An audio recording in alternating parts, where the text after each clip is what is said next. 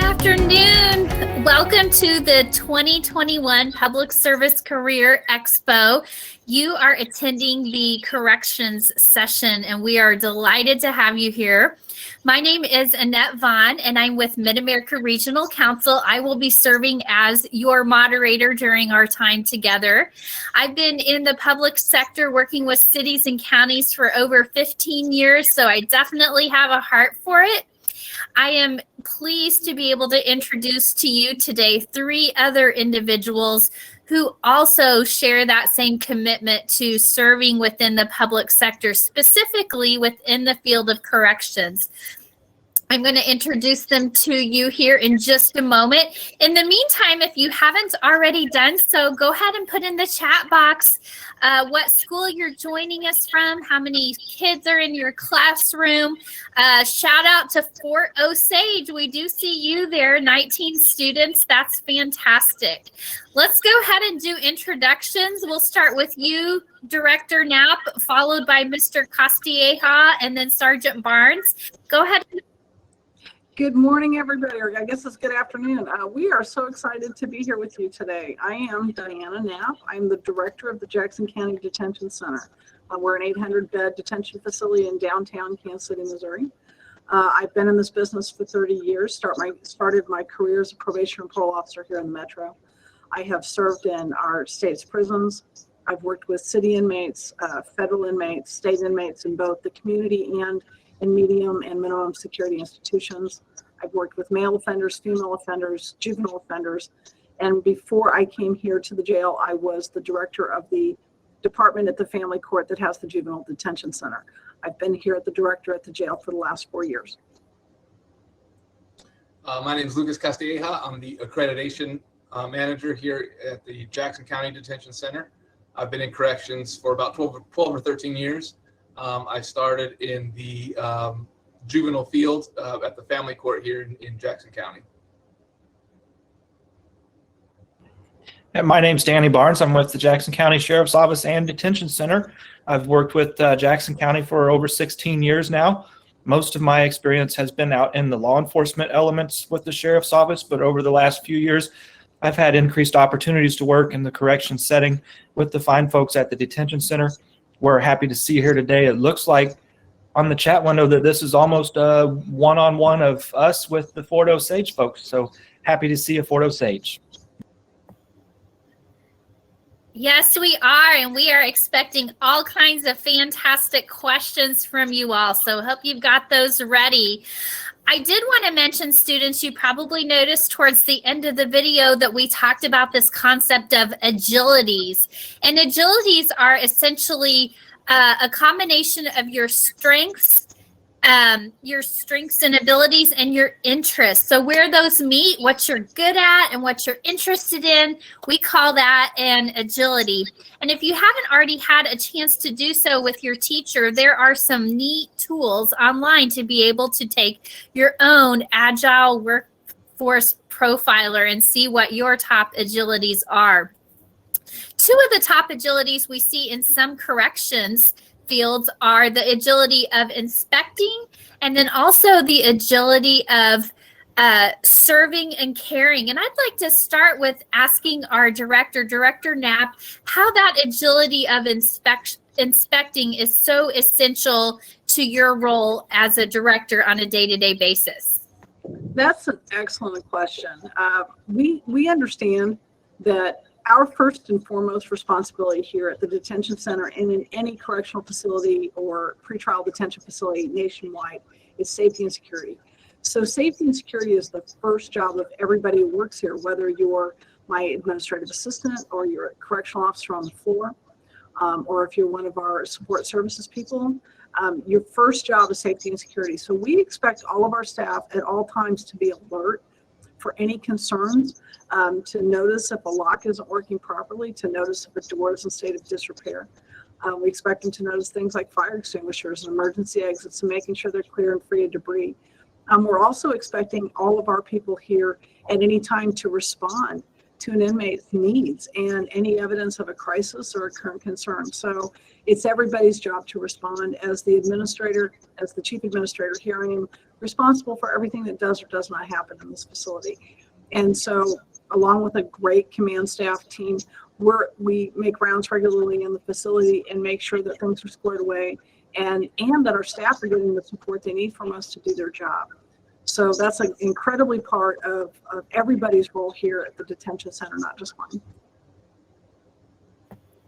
That's great. Thank you so much. And Mr. Castilleja and Sergeant Barnes, the agility of serving and caring is one that comes out in the role of corrections as well. What does that look like for each of you in your day-to-day roles? And we'll start with Mr. Castilleja.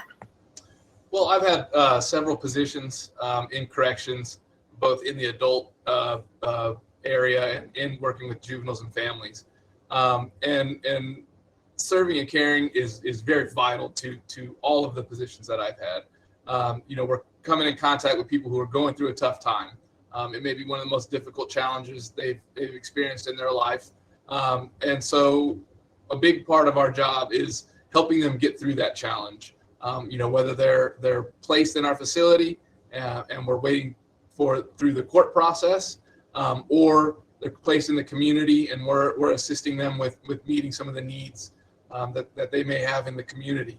If we're not serving and caring and not using our skills, abilities, and resources that are available to help the individuals, then we're not going to make progress. Then they're likely to come back into the system or remain stuck in the system, which then adds more difficulty to what we're trying to do in protecting the community.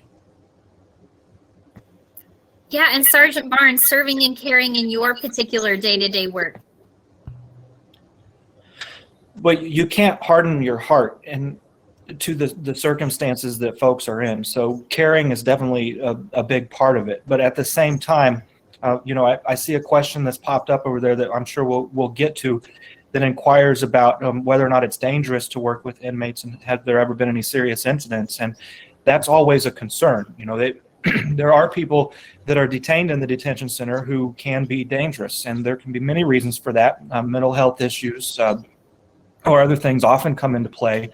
But when it comes to caring, you have to care about the position that they're in. You have to be able to have empathy to understand that they are going through something very difficult, and you have to be willing to serve them. But at the same time, you have to understand that sometimes the best way to serve them is by being firm and ensuring that they are following rules and that things are being done to keep both them safe and also to keep yourself and your fellow employees safe from potentially dangerous situations with them.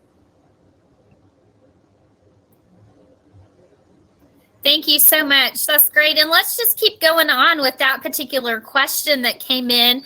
I'll also ask that of Director Knapp as well. How dangerous is it working with inmates? Have you had any serious incidents with inmates? I have, but I've been fortunate. I've been an administrator for a long time now. So, but yes, I actually was assaulted when I was running federal halfway house program. I had an offender come over my desk and attempt to do me harm. But corrections officers do. What we know is that most adults, by the time they live their lives, they're going to experience 7 to 8 significantly traumatic events. Traumatic incidents. A corrections officer in the course of a career is going to experience over 200 significant traumatic events. So our folks who are successful in this universe generally do very well in a crisis and have a lot of ability to manage their own emotions both during an incident and after an incident. So another reason I understand that our teammates talk to you in the video about being a family. And that's what happens in an environment where there's danger and where there's a possibility of harm. You depend heavily on your teammates to protect your life. And so that builds a bond. So we're not just a place that you work, we're a family here. And our staff experience a lot. They really have. And that's universal in our entire field, whether you're a probation parole officer going into people's homes. Some of the most dangerous situations I've seen people in the history of my career didn't happen inside a facility. It happened in the community, in someone's home. So those are all of the jobs have inherent risk to them. And I think, and our people know that when they come in, and sometimes that's what draws them to this, because candidly, it's just interesting to be here. There's always something interesting happening. There's always something interesting going on. So I think as much as it may be a detractor for some, it may be one of the things that attracts people to the field. But I know that both Mr. Castilleja and Sergeant Barnes can talk about times that they have been in danger in the course of their careers. Yeah, tell us a little bit about that, Mr. Castilleja. Well, you know, it can be a dangerous. You can be in dangerous situations, but because people have been doing corrections for hundreds of years, you know, we've had the opportunity to try and prevent a lot of these things, or have a standard procedure for dealing with dangerous situations. And so when everybody's working together, when we've built a strong team and we're all focused on doing our job correctly, you know, the danger to personal injury or your personal safety really goes down. In my life, I've worked, you know, in kitchens. I've worked waiting tables. I've worked in construction, and people got hurt in those jobs as well. Again, it kind of comes down to often people losing focus or not doing what they're supposed to be doing. So there are, you know, tough situations that we come across, but when everybody's on the same page as a team, and we all know what we're supposed to be doing, we're all paying attention, we're all alert and doing things the right way, you know, the risk for any type of significant injury should go down as long as we're all working together. Thank you for that. And goodness, look at all these questions coming in. We're just going to start firing away at these. Great job, students, asking these questions. So this one probably references something that was in the video about being a correctional officer. The age is 21. It says, what can we do between now and turning 21 to prepare for this job? Go ahead, For any of you. Go ahead, Mr. C. So, like I said, I work waiting tables, and that has been incredibly beneficial to my career here in corrections. Learning how to interact with people on a daily basis, you know, especially if they were upset at me about how long their food was taking to come out, or just upset in general, and you know, how to deal with them in a professional manner, how to not let it get to me. That's been very beneficial to me, and so I would say that's something that you can do if you're not old enough to join us yet, is find a position where you get that practice of working with people, whether that's customer service, you know, the service industry, but regularly, or sometimes even sales, you know, just regularly interacting with people, you know, learning how people interact, kind of how they think, and things like that. Another thing that I would recommend is to develop your interests. Find what you like and what you're interested in. We have something that relates to that in corrections. I almost guarantee it. Whether that's, you know, mental health, people with mental health, healthcare, technology, maintenance, construction. We got jobs for everybody. So if you develop that interest and then you come to us once you're 21 and you already know what you like, we can start you in a career path that gets you involved in those topics. Sergeant Barnes, why don't you talk a little bit about some of the physical demands of this job and how people might physically be prepared to come to work in this environment? Yeah, absolutely. And I know I noticed in the chat window that the students that are with us today are in possibly a CSI or law enforcement specific program with the Career Center there. So I know a lot of them might be thinking about exploring careers either in corrections or law enforcement. And there are a lot of similarities between the two, and a lot of the requirements are the same. With respect to what you can be doing now until you're 21 is, yes, absolutely, be physically fit, take care of yourself. You always have to take care of yourself first. Regarding employment, my biggest recommendation for those of you that are interested in corrections or law enforcement is that stability and reliability are very important. So even if your job is not related to law enforcement or corrections, if you get a part-time job doing something now or even full-time, like Mr. C said, it could be sales, customer service, anything like that. The reliability and stability is important. So if you're able to hold down a job and be successful at it for a long period of time, that's very important when you're being considered for law enforcement or corrections positions. So the physical requirements for a law enforcement officer or a corrections officer are pretty much the same. And I've had the opportunity, as I mentioned, to work in law enforcement assignments and work with the corrections center. A lot of the sheriff's offices around the metro, the sheriff's office has law enforcement operations and detention operations. So entering those positions, you'll be expected to be able to function in both settings. So they receive the same training as far as physical defensive tactics training, custody and control training, handcuffing, things of that nature. Our corrections officers are armed depending on their assignment. When they're transporting inmates from the detention center to and from court appearances, they're armed. When they are conducting perimeter security checks at the facility, they're armed. So they do get firearms training, just like law enforcement assignments would. Something that I've always noticed about corrections officers is that their confidence level with hands-on defensive tactics training and techniques is very often significantly higher than that of the average law enforcement officer working assignments that are not related to corrections. And I experienced, some of an indication of why that might be the first few times that I would go inside the secure perimeter of the detention center to work. And before I would do that, of course, I'm stowing my firearm, I'm stowing my baton, I'm stowing my taser, all of the various tools that I have that will help me in situations where a disturbance becomes something that's going on or that somebody's wanting to resist. I'm putting all those tools away and I'm left with hands-on tactics, which is what corrections officers receive extensive training in, and they're very comfortable with it. The other thing that corrections officers excel at and are able to develop is the ability to communicate and have a mutually respectful relationship with inmates. So they're able to talk their way out of the fight, so to speak. But that's because they develop relationships with these folks. They see them more than just for the duration of a law enforcement contact. They see them day after day. Average stay for a detainee at the detention center is 31 days, but sometimes that can be 3-4 years, depending on how long it is before a case goes to trial. So they really get to know the people they're working with. Thank you so much. And I'm just kind of skipping around, pulling out some of these questions here. Director Knapp, I want to ask you one that's come in.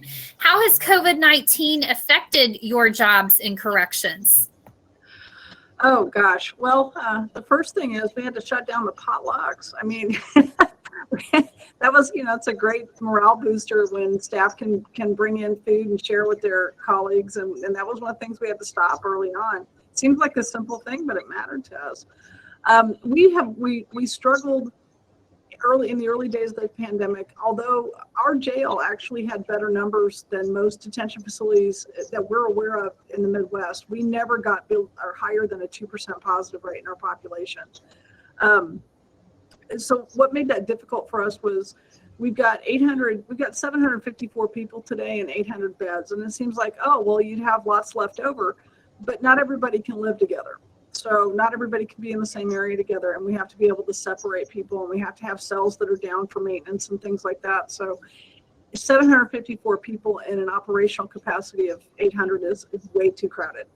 So that was probably one of the biggest challenges for us. One of the wins for us is this jail was built in 1984. And when it opened, the design was obsolete because that's just kind of how government building can go sometimes. And but the primary living units have single cells, so people are together in a day room during the day, and then they're alone in their own rooms at night. And that separation probably saved us in the early days before we knew about getting everybody PPE, and before we were temperature checking people, and before we were doing mandatory testing.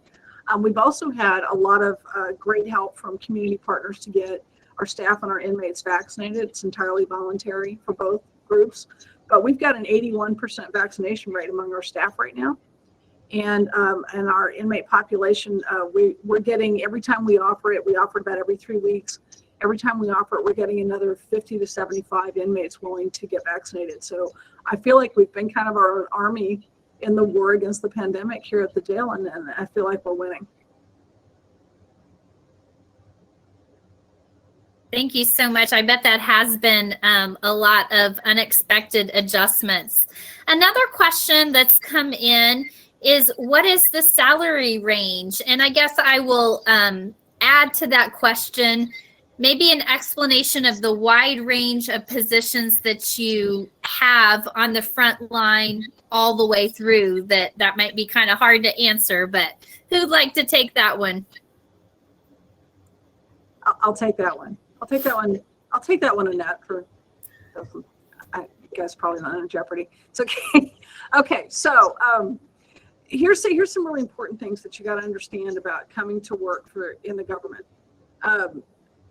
While our salaries may not look on paper as the highest that you could achieve right out of the gate, it's really when you go out there and you're in the job world, you need to look at the total, what they call the total compensation package that you're being offered.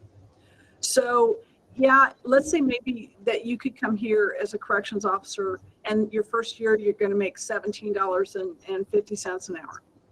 However, you're going to have lots of opportunity for overtime here, but here's the thing I need you to pay attention to.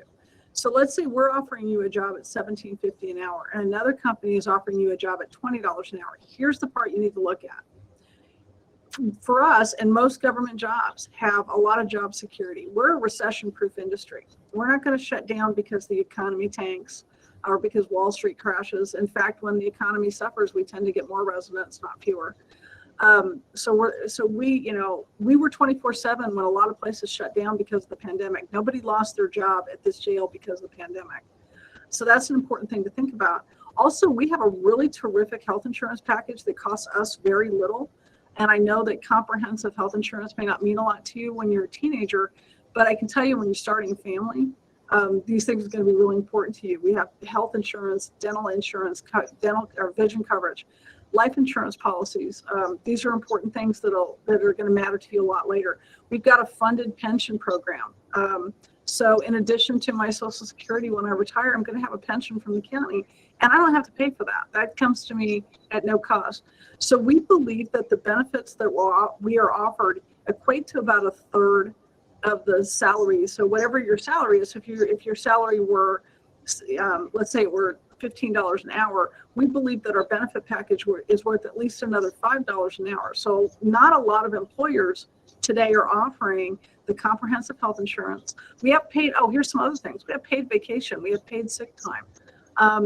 These are really important things. And you need, when you're looking at jobs and you're looking at total compensation, you need to think about how safe is this job? What's the risk of this job going away? How is this job going to help me take care of my family? And if I turn this into a career like all three of us have, how's it going to take care of me in the long term when I'm not working anymore? So in that regard, I believe that we are incredibly competitive. That's great. Thank you so much, Director Knapp. And that kind of hit on one of our other questions about benefits associated with the job, which I think that you captured. So let's go on to another question here. Have you ever had any escapees, and how do you handle those for anyone? Sergeant Barnes, why don't you take that one?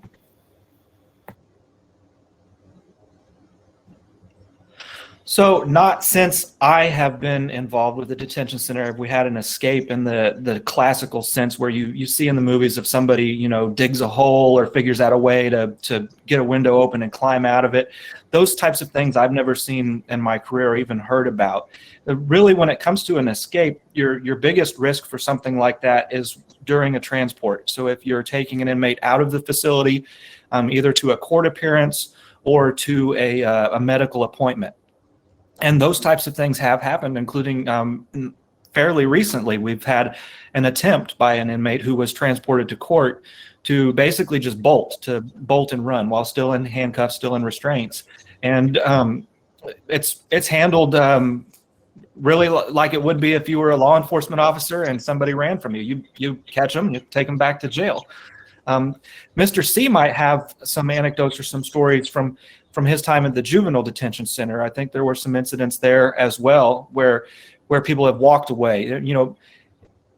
if there are circumstances where somebody who's an inmate manages to get out or leave the facility without it necessarily being their time to go, usually it is just as simple as they had an opportunity, they saw it pop up, and somehow they were able to just walk away.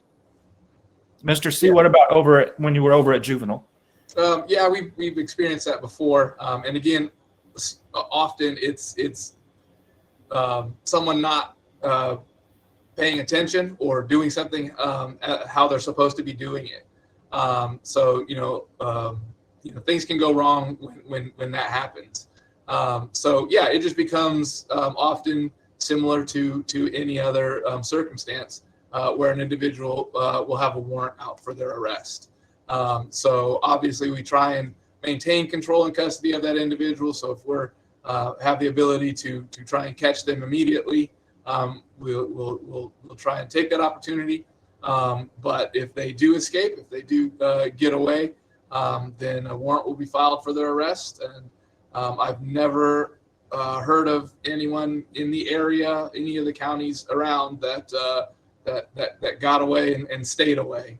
And in some of our areas, we have non-secure facilities. So we have facilities where the residents are expected to stay there.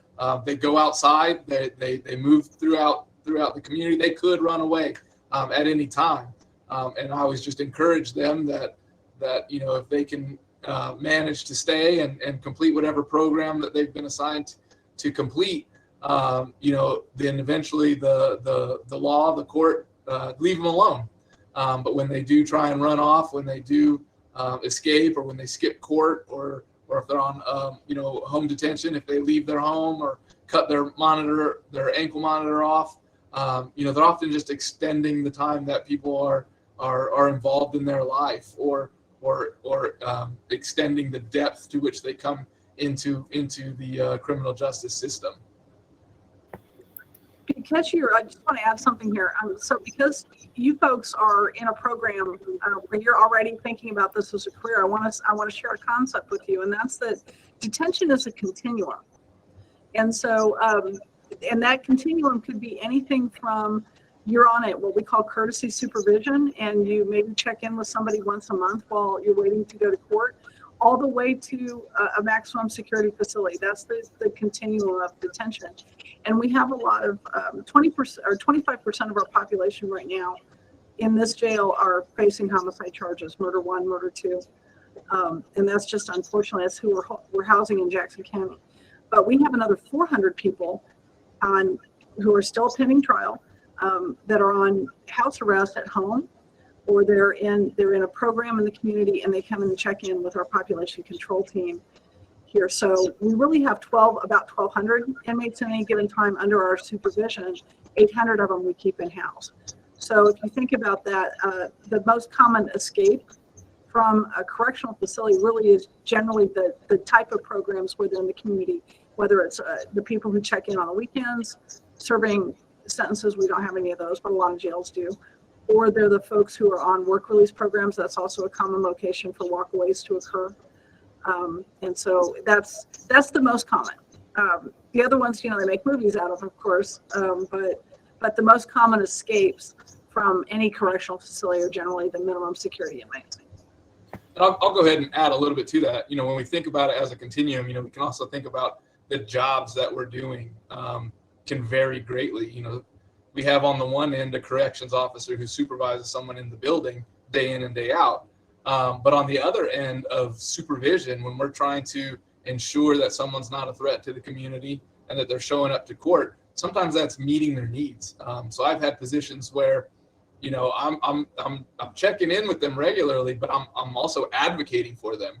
I've had to go in and kind of demand from the school that they get their homework, that they're provided an opportunity to turn in homework, or I've tried to help find housing placement, or having to help someone figure out how to get a break on their electric bill that they owe. So there's a lot of that involved as well. And I kind of peeked ahead at some of the questions. One of them is, what's the typical work schedule? Well, because, first off, the facility itself is open 24/7. That we have to staff it 24/7. But also even some of our positions within the community, or even some of our office positions, they're open at various hours, and in various counties, we have different ways of approaching that. But yeah, sometimes you'll have an office job, but you need to be open when people can get off work and come visit you. And then, definitely earlier in my career, I was always trying to soak up overtime, trying to build up my bank account. So I was working overtime, and I was, I had my set schedule for my regular hours. But then I was always just calling up if I didn't have anything to do. I'd call up and say, hey, you have 4 hours that I could work? And the supervisor would say, yeah, come on in. So, I had my regular schedule, but then I just kind of created my own overtime schedule, and there was always hours available. So I was working whenever I kind of wanted to.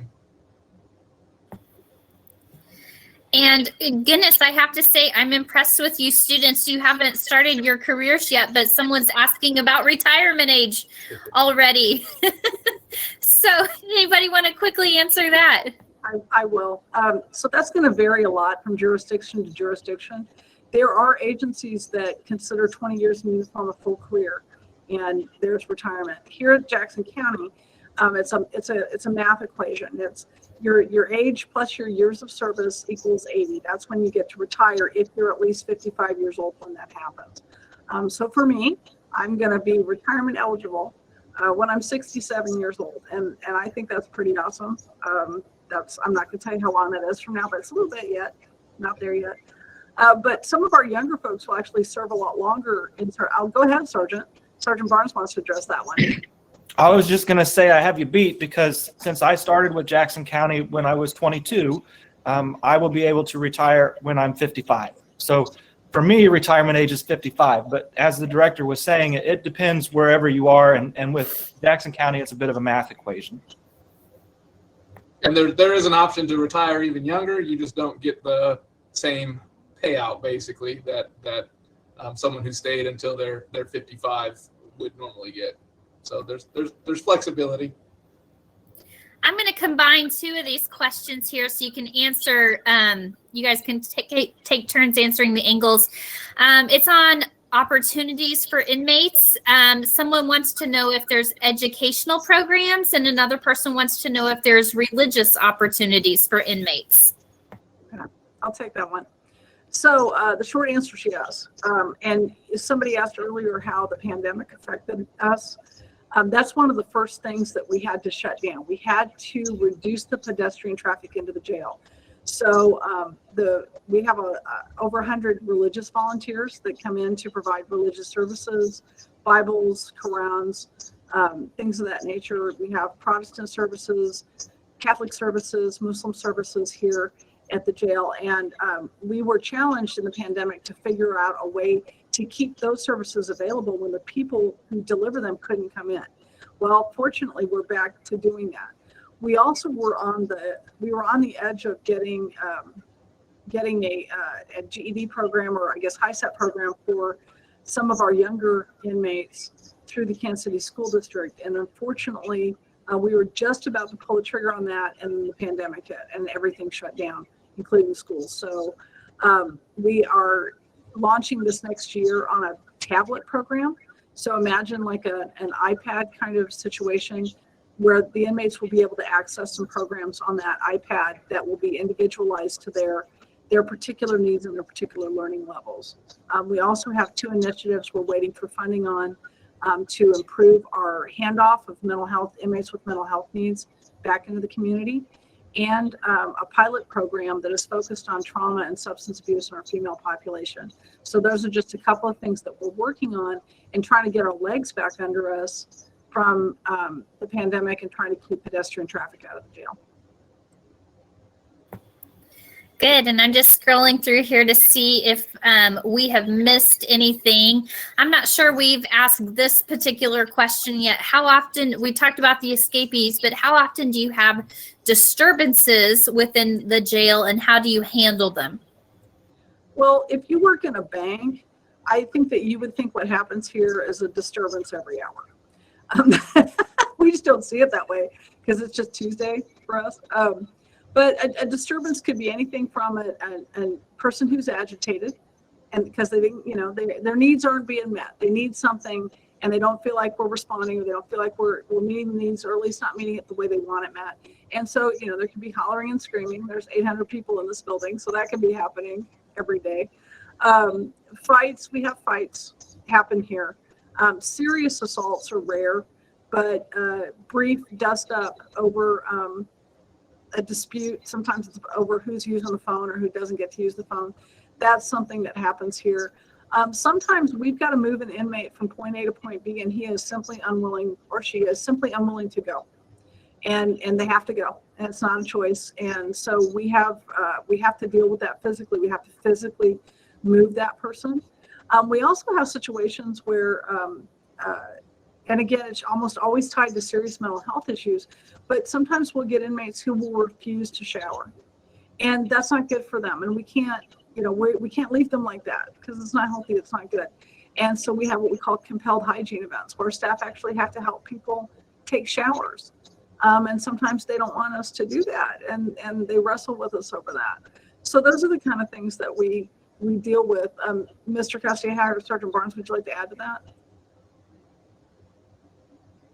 Yeah, again, kind of picking on what is the definition of a disturbance, but just kind of maintaining our focus on what's going on in the facility, and that the people are people. So sometimes, a physical altercation. So inmates are getting in a fight. We come in and can settle that in just a minute or two. But then sometimes we're dealing with a disturbance, which is more of a crisis situation. So someone breaking down in tears, maybe they got some terrible news on a phone call, or a letter that they weren't expecting that news from. And so sometimes that's what can take up a larger portion of our day as far as a disturbance, if we're calling just something that goes away from the norm of disturbance. Sometimes that can occupy our time, and that's where that serving and caring agility comes into play, is that just putting somebody who's dealing with something in crisis like that, just putting them in a room and locking the door doesn't help them, and it doesn't help us, because the situation is going to continue. So often we have to address that and work through it with us as a staff and with the resident. And the response to a disturbance by a corrections officer or corrections officers is going to be similar to how law enforcement handles it. It's a proportionate response. So you respond how you need to, and up to the point that if needed, there is a specialized team within the detention center that's known as the Corrections Emergency Response Team that receive additional training in tactics and the use of additional tools that are able to respond to any of those more major disturbances that might occur. And sometimes just the appearance of that team can sometimes de-escalate the situation and lead to a resolution, when you have been dealing with one or two COs, but then all of a sudden here comes a full team of a half dozen that are in, they're carrying shields and they're in outfits. Then sometimes just that showing up can de-escalate the disturbance.